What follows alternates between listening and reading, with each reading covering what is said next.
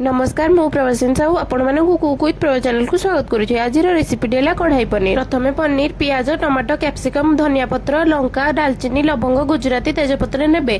गोटे कड़ई नहीं से 3 ରୁ 4 चामच तेल पकाइदेबे। से कटा होइथिबा पनीर को तेल रे पकाइदेबे।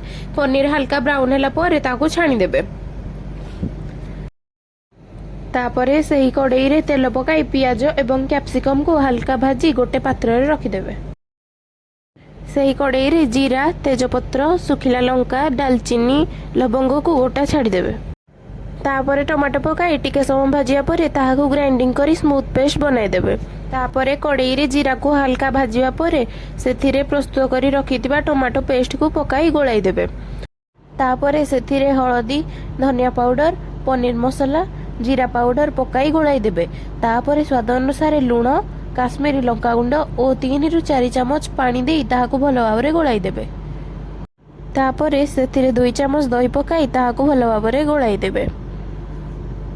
सेथिरे आगरु छणा होइथिबा पनीर को पकाई देबे एवं भलो भाबरे चलाई देबे और छणा होइथिबा पियाज और कैप्सिकम को मध्य पकाई भलो भाबरे गोलाई देबे। सेथिरे काजू और चारमगर पेस्ट पकाई भलो भाबरे गोलाई देबे। तापरे सेथिरे कस्तूरी मेथी और धनिया पत्र और गरम मसला पकाई अल्प समय चलाई देबे एवं प्रस्तुत हो कढ़ाई पनीर। एहाको आपण सहजरे घरे प्रस्तुत करि परिबे।